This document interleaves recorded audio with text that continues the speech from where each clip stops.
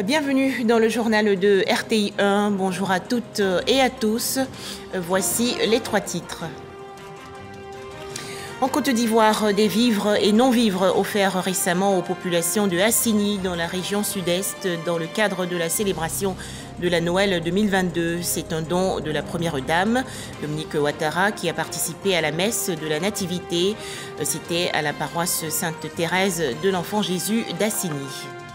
La Côte d'Ivoire, très active dans la lutte contre la contrebande. En effet, 35 tonnes de médicaments de qualité inférieure et falsifiés ont été incinérés récemment dans la région nord. Une initiative de la Direction régionale des douanes de Korogo le 23 décembre dernier. Objectif, lutter efficacement contre la contrebande. Enfin, plus de 20 millions d'enfants menacés par la faim, la soif et la maladie dans la corne de l'Afrique, selon l'UNICEF.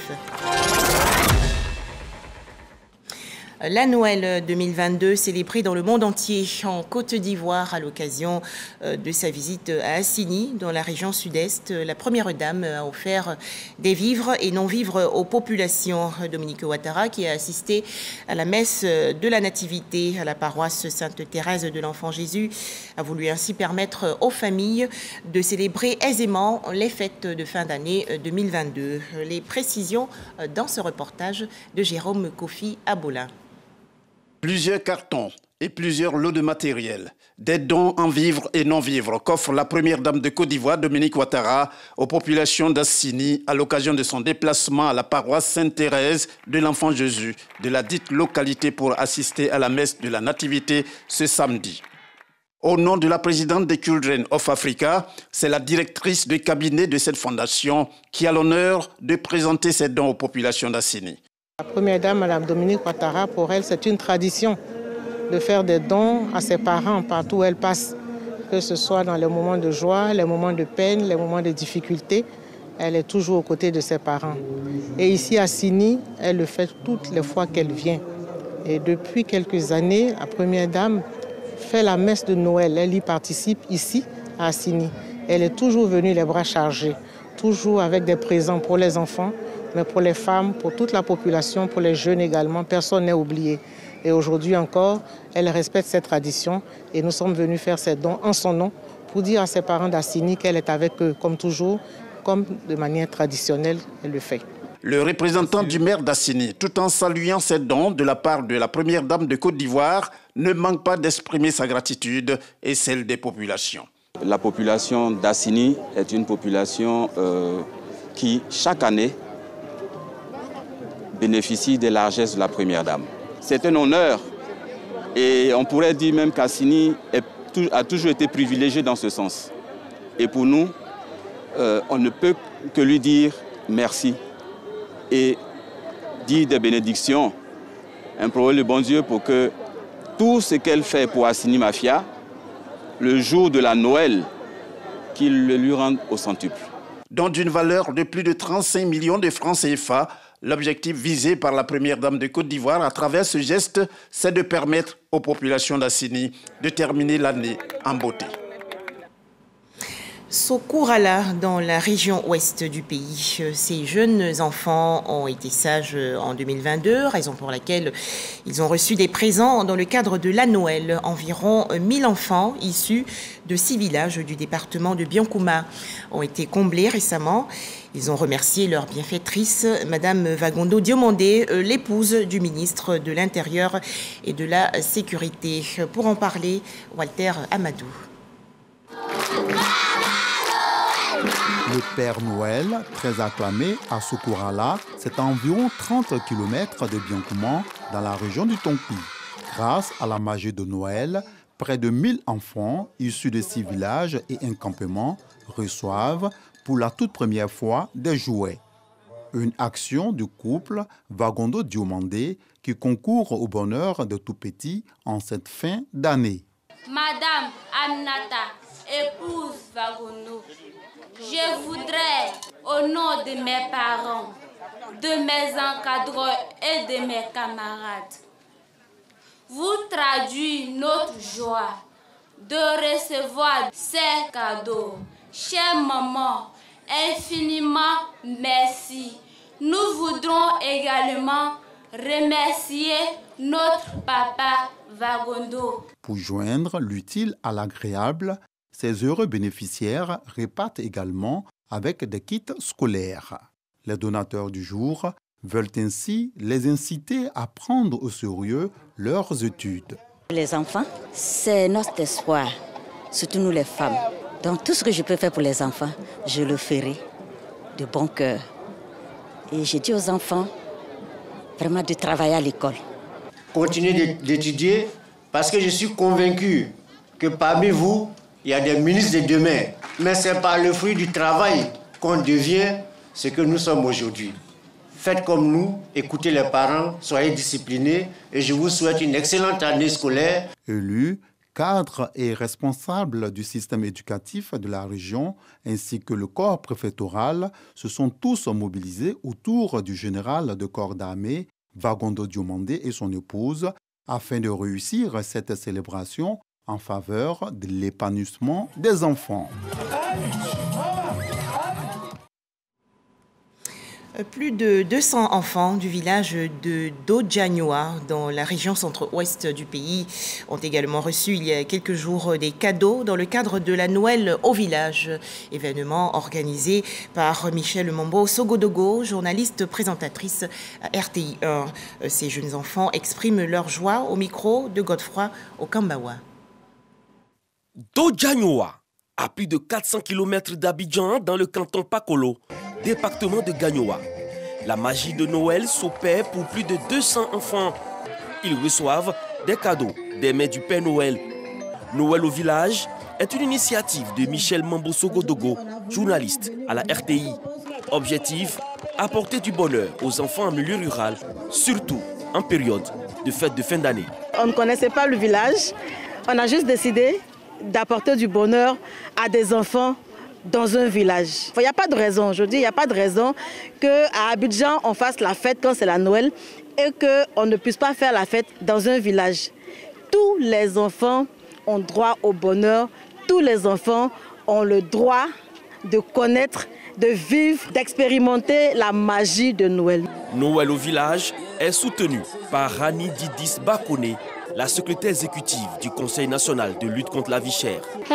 Une dilette. Merci maman, merci à maman et on va bien travailler à l'école. C'est une grosse satisfaction que vous nous amenez dans le village parce que les enfants en milieu rural n'ont pas cette opportunité. Et en venant leur offrir des cadeaux, vous les inscrivez dans la joie mondiale de la Noël. Après le passage du Père Noël, place au repas et les enfants n'ont pas boudé le plaisir. Dans les jours à venir, d'autres villages seront visités pour le bonheur des tout-petits.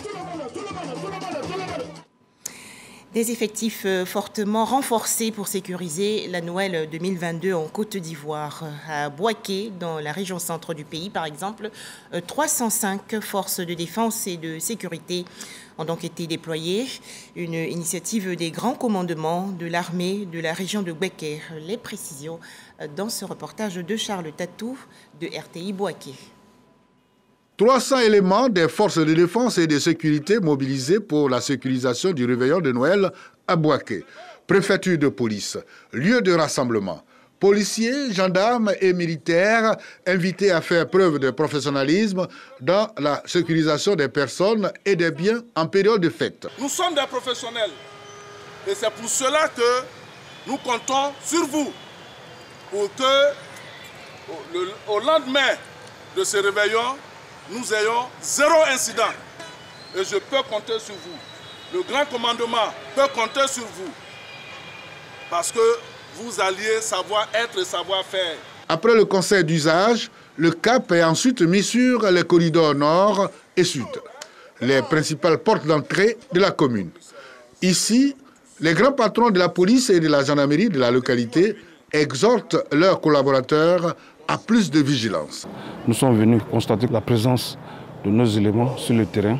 Pour l'instant, la situation sécuritaire elle est calme et il n'y a aucun événement particulier depuis que nous faisons le tour des différents postes où nos collaborateurs assurent la sécurisation des personnes et de leurs biens. Aucun incident n'a été signalé. au terme de la patrouille des forces de défense et de sécurité pour la sécurisation du réveillon de Noël. Un tout autre sujet à présent avec la première édition de la cérémonie de décoration des acteurs de la lutte contre la vie chère. C'était le 21 décembre dernier dans la commune de Cocody.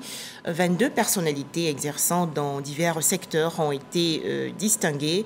Une initiative du ministère du Commerce et de l'Industrie. Le point avec Michel Mambo-Sogodogo.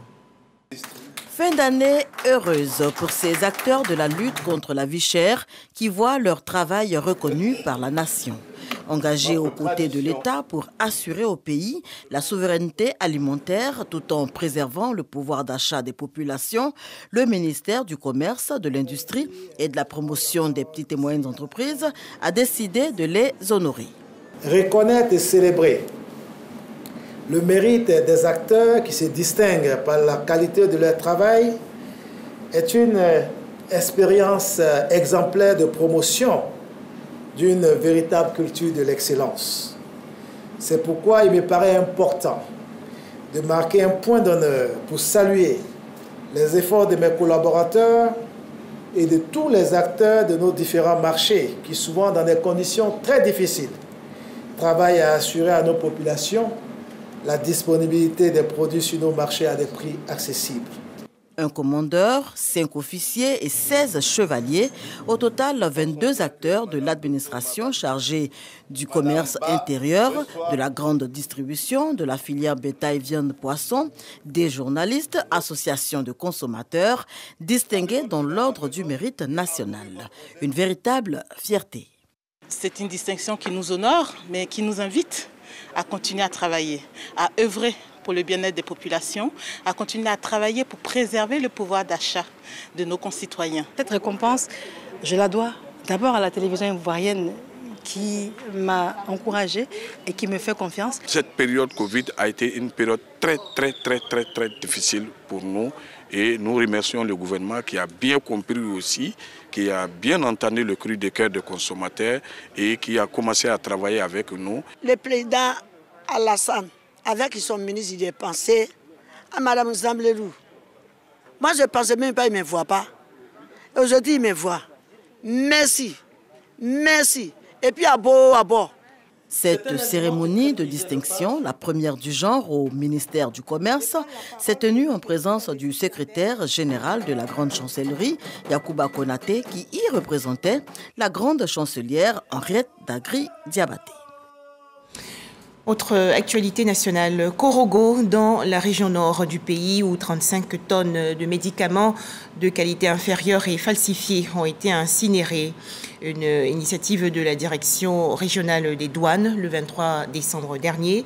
Objectif, lutter efficacement contre la contrebande. Ce sont donc 100 tonnes de médicaments de qualité inférieure et falsifiés qui ont été détruits dans la région en 2022. Les précisions de Ami Sissoko. 35 tonnes de médicaments de qualité inférieure et falsifiés MKIF d'une valeur estimative de 130 millions de francs CFA en flammes à la décharge communale de Korogo. Elle complète à 100 tonnes les MKIF d'un coût total de 500 millions de francs CFA détruites cette année par la direction régionale des douanes du Nord. L'opération a été supervisée par les autorités administratives et judiciaires de Korogo. Si la saisie n'avait pas été effectuée, ces malfrats-là allaient entrer en possession de ces 500 millions et ce sont ces 500 millions qui financent quelque sorte les activités illicites. Donc c'est une protection de l'économie d'environ 500 millions qui ont été réalisées. Imaginez des parents qui avalent ces comprimés, qui tombent malades, qui ont des AVC, etc. C'est un coût médical pour l'État de Côte d'Ivoire. Tous ces produits contrefaits composés entre autres de sirop pour enfants, d'ampoules injectables et de comprimés qui mettent en mal la santé des populations et l'économie ivoirienne ont été saisis aux frontières nord et ouest du pays. Ces produits-là viennent des pays limitrophes, surtout la façade de la Guinée. Souvent, ce sont des produits qui sont stockés dans des villages. Et quand on a des informations, on va les ramasser. C'est toujours la collaboration. D'abord à nos parents, il faut qu'ils se détournent de ces médicaments falsifiés. Ensuite, il faut qu'ils adhèrent à la CMU qui peuvent leur permettre de se soigner à moindre coût. Et enfin, de leur dire, quand ils sont malades, qu'ils aillent dans les centres de santé. La fin de l'année est aussi le moment propice pour les contrebandiers d'écouler de nombreux produits falsifiés selon les soldats de l'économie ivoirienne. Ils promettent donc d'accentuer la lutte. En 2021, la Direction régionale des douanes du Nord a réalisé une recette de 12 milliards 600 millions de francs CFA pour un objectif de 12 milliards 400 millions de francs CFA, soit un taux de 102%. Pour 2022, l'objectif est de 12 milliards 800 millions de francs CFA. 6 tonnes de médicaments de qualité inférieure et falsifiés ont également été détruits il y a quelques jours par la direction régionale des douanes de Bouaké dans la région centre du pays. La cérémonie d'incinération de ces produits dangereux s'est déroulée le 20 décembre dernier en présence des autorités administratives et judiciaires de la région de Bouaké. Les précisions dans ce reportage de Charles Tatou de RTI Bouaké. La production, le trafic et la consommation des drogues constituent une activité criminelle qui est aussi l'origine de toutes sortes d'infractions, notamment les attaques à main armée, la prostitution, les enfants en conflit avec la loi, des menaces et des coups et blessures. En somme, le grand banditisme favorisé par le trafic illicite des drogues. Face à ce véritable fléau des temps modernes, la cellule antidrogue de la 3e Légion des gendarmeries territoriales de Bouaké a mis les bouchées doubles pour intensifier ses opérations de lutte dans la région de Bouaké. Au cours de l'année 2022, le chef de la dite cellule, capitaine Sébastien Allah, et ses éléments ont pu effectuer des opérations de saisie de 10 tonnes de produits prohibés, dont des drogues et des médicaments de qualité inférieure ou falsifiés.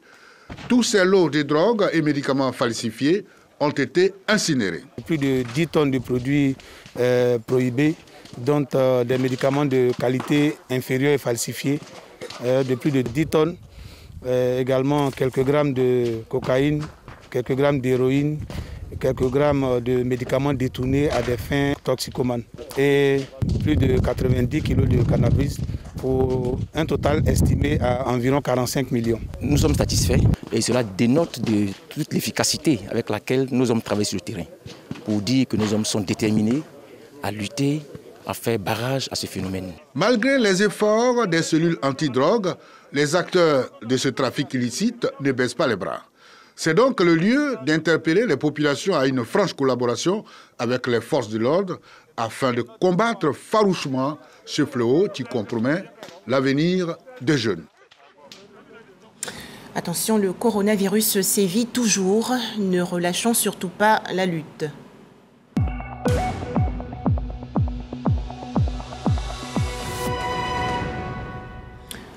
4 nouveaux cas de coronavirus enregistrés hier en Côte d'Ivoire par le ministère de la Santé, de l'Hygiène publique et de la couverture maladie universelle. La Côte d'Ivoire dénombre donc actuellement 87 937 cas confirmés de coronavirus, 87 083 personnes guéries, 830 décès et 24 cas actifs. Faisons-nous tous vacciner dans les centres de vaccination. La vaccination est volontaire et gratuite en Côte d'Ivoire. Autre actualité nationale avec cette rencontre organisée récemment à Korogo, dans la région nord du pays, par le ministère d'État, ministère de l'Agriculture et du Développement rural. Il s'agit d'un atelier de diffusion et de partage des résultats de l'inventaire géoréférencé des vergers de manguiers. Objectif, renforcer les actions de développement de la filière mangue. Les explications dans ce reportage de Kader Sogodogo de RTI Bouaké.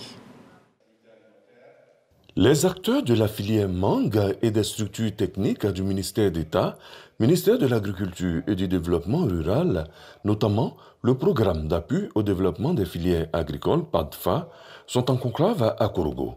Un atelier pour faire un état des lieux suite à une étude réalisée dans le cadre de l'inventaire géoréférencé des vergers de manguiers.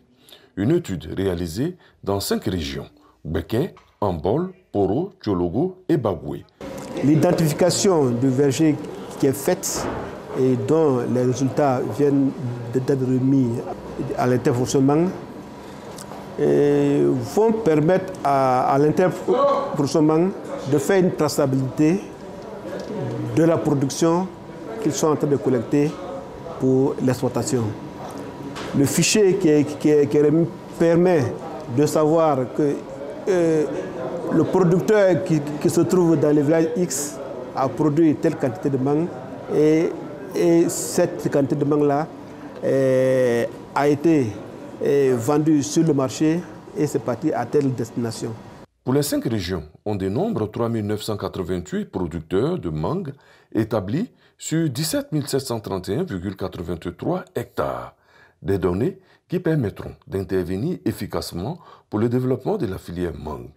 Acteurs et encadreurs partagent la vision. Par cet atelier-là, nous tendons vers une filière qui s'adapte aux réalités du moment, sachant que l'Union européenne a des recommandations. Alors donc, nous sommes obligés de nous mettre dans ce contexte-là. Cet outil permettra d'orienter l'action du gouvernement, d'orienter l'action de l'Intermangue et évidemment d'impacter la qualité et la quantité de ce qui pourrait sortir. La qualité parce que aujourd'hui la seule porte de sortie pour la mangue c'est l'Europe.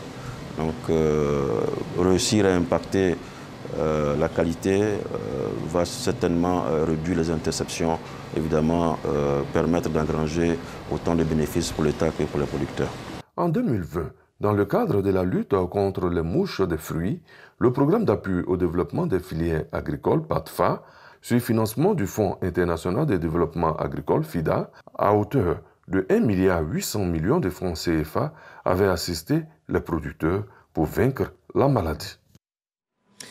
Cap à présent sur Doropo, localité située dans la région nord-est.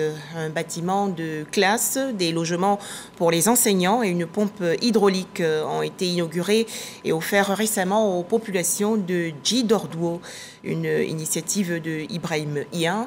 Cet opérateur économique veut ainsi soutenir les populations et contribuer à l'amélioration de leur quotidien. Pour en parler, Herman Niamia. Un bâtiment de 3 salles de classe assorti d'un bureau, une cantine scolaire, 3 logements modernes pour les enseignants, une pompe hydraulique est réceptionné par les populations de Djidordouo, un village du département de Doropo. Également, une tonne de riz et 100 tenues scolaires offertes pour aider à la scolarisation des enfants de la sous-préfecture de Danois et améliorer les conditions de travail du corps enseignant. Toutes ces actions sont l'œuvre de Nye Ibrahim, un opérateur économique et fils de la région de Bunkani. L'inspecteur de l'enseignement préscolaire et primaire de Doropo a, au nom du directeur régional de l'éducation nationale de Bouna, salué l'engagement du donateur en faveur de l'éducation dans la zone. 3 salles de classe avec bureau, 3 logements maîtres, 1 point d'eau. On ne pouvait pas demander mieux. Merci aux donateurs. À vous, population de Djidordouo. Je voudrais vous inviter à saisir cette chance que vous offre votre fils, M. Nye Ibrahim, en vous mobilisant pour scolariser tous vos enfants et surtout les filles. Un prix a été décerné au donateur Nye Ibrahim pour son implication dans le système éducatif par la direction régionale de l'éducation nationale de Bouna. Le coût de ces travaux réalisés s'élève à plus de 50 millions de francs CFA. En image, l'inquiétude du Fonds des Nations Unies pour l'enfance concernant la situation dans la Corne de l'Afrique. En effet, plus de 20 millions d'enfants sont menacés par la faim, la soif et la maladie dans cette région, notamment en Éthiopie, au Kenya et en Somalie. Dans un rapport publié récemment, l'UNICEF précise que le changement climatique, les conflits, l'inflation et les pénuries de céréales touchent cruellement la Corne de l'Afrique. Retour en Côte d'Ivoire avec cet important communiqué de la Direction générale du protocole d'État, communiqué relatif à la cérémonie de présentation des vœux du Nouvel An 2023 au président de la République Alassane Ouattara. Ce sera le jeudi 5 janvier 2023. Suivons ensemble attentivement. La cérémonie de présentation des vœux de Nouvel An à son Excellence M. Alassane Ouattara, président de la République, aura lieu le jeudi 5 janvier 2023 de 9h à 12h30 au palais de la présidence de la République, selon l'ordre de passage ci-après. 7h30, 8h30. Installation des hautes personnalités de l'État. Monsieur le vice-président de la République, Monsieur le Premier ministre, chef du gouvernement, Monsieur le président de l'Assemblée nationale, Monsieur le président du Sénat, Mesdames et messieurs les présidents des institutions de la République, Madame et messieurs les ministres d'État, messieurs les ministres à la présidence de la République, mesdames et messieurs les ministres, Madame et messieurs les ministres, gouverneurs des districts autonomes, monsieur le directeur de cabinet du vice-président de la République, monsieur le directeur de cabinet du Premier ministre, monsieur le secrétaire général du gouvernement, madame la secrétaire générale adjointe de la présidence de la République et des membres du groupe 1. 9h, 9h20. Présentation des vœux, groupe 1. Mesdames et messieurs les chefs de mission diplomatique, mesdames et messieurs les représentants des organisations internationales, mesdames et messieurs les consuls honoraires, mesdames et messieurs les ambassadeurs au département central. 9h20, 9h30. Installation du groupe 2. Les bureaux des institutions de la République ci-après.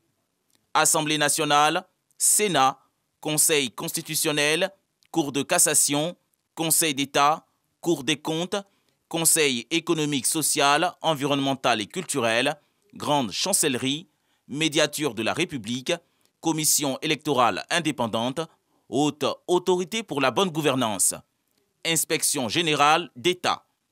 Messieurs les procureurs généraux près la Cour de cassation et le Conseil d'État et la Cour des comptes. Messieurs les premiers avocats généraux des parquets généraux près la Cour de cassation, le Conseil d'État et la Cour des comptes. Madame et messieurs les premiers présidents des cours d'appel d'Abidjan, de Bouaké, de Daloa, de Korogo et de commerce. Madame et messieurs les procureurs généraux près les cours d'appel d'Abidjan, de Bouaké, de Daloa, de Korogo et de commerce. Mesdames et messieurs les présidents des tribunaux de première instance d'Abidjan, de Yopougon et de commerce. Messieurs les procureurs de la République près les tribunaux de première instance d'Abidjan, de commerce et de Yopougon. Monsieur le bâtonnier de l'ordre des avocats de Côte d'Ivoire. 9h50, 10h20. Présentation des vœux, groupe 3. 9h50, 10h. Installation du groupe 3. Mesdames et messieurs les préfets de région, Madame et messieurs les présidents des conseils régionaux, Mesdames et messieurs les membres du bureau de l'Union des villes et communes de Côte d'Ivoire, Messieurs les maires du district d'Abidjan, Monsieur le maire de la commune de Yamoussoukro, Mesdames et messieurs les présidents ou secrétaires généraux des partis et groupements politiques. 10h20, 10h50. Présentation des vœux, groupe 4. 10h20, 10h30, installation du groupe 4. Monsieur le général de corps d'armée, chef d'état-major général des armées. Monsieur le général de corps d'armée, commandant supérieur de la gendarmerie nationale. Monsieur l'administrateur général, directeur général de la police nationale. Monsieur le directeur général des douanes. Monsieur le directeur général des affaires maritimes et portuaires par intérim. Monsieur le directeur général des forêts et de la faune et leurs collaborateurs. 10h50, 11h20. Présentation des vœux, groupe 5. 10h50, 11h. Installation du groupe 5. Monsieur le président de l'Académie des sciences, des arts, des cultures d'Afrique et des diasporas africaines, ASCAD. Madame et messieurs les présidents des universités publiques de Côte d'Ivoire. Madame la présidente du Conseil national des droits de l'homme de Côte d'Ivoire. Messieurs les présidents des autorités de régulation. Messieurs les présidents des chambres consulaires. Mesdames et messieurs les présidents de conseils d'administration et directeurs des entreprises publiques et parapubliques. Messieurs les présidents de la Confédération générale des entreprises de Côte d'Ivoire, CGECI, de la plateforme unique des petites et moyennes entreprises, PU-PME, et de la Fédération ivoirienne des petites et moyennes entreprises, FIP-PME. Monsieur le président de l'Association professionnelle des banques et établissements financiers de Côte d'Ivoire, AP-BEFSI. Monsieur le président de l'Association des sociétés d'assurance de Côte d'Ivoire. Mesdames et messieurs les présidents des ordres et organisations professionnelles. Messieurs les secrétaires généraux des centrales syndicales, UGTCI, Dignité, Humanisme, FESACI, UNATRCI. Monsieur le président du Haut Conseil du patronat des entreprises du transport routier. Monsieur le président de la Fédération nationale des commerçants de Côte d'Ivoire. Monsieur le président de la Ligue ivoirienne des droits de l'homme, LIDO. Monsieur le Président du Mouvement ivoirien des droits de l'homme, MID. Monsieur le Président d'Action pour la protection des droits de l'homme, APDH. 11h20, 11h55. Présentation des vœux, groupe 6. 11h20, 11h30. Installation du groupe 6. Monsieur le vice-président et 30 membres du directoire de la Chambre nationale des rois et chefs traditionnels. Monsieur le président et 30 membres du Forum national des confessions religieuses. Monsieur le président et 30 membres du Conseil supérieur des imams, COSIM. 12h30, fin de la présentation des vœux de Nouvel An à Monsieur le Président de la République. Un cocktail est offert par le chef de l'État dans les jardins du Palais de la Présidence de la République au terme de chaque passage. 12h30, fin de la cérémonie. Les personnalités ci-dessus citées sont priées de se présenter à la cérémonie 30 minutes au plus tard, avant l'heure de passage indiquée dans le présent communiqué. Les cartons d'invitation sont à retirer au ministère d'État, ministère des Affaires étrangères, de l'intégration africaine et de la diaspora, auprès de la Direction générale du protocole d'État, du mardi 27 au vendredi 30 décembre 2021, de 9h à 17h. Voilà, merci de nous avoir suivis. Excellent lendemain de Noël 2022 à toutes et à tous sur RTI 1.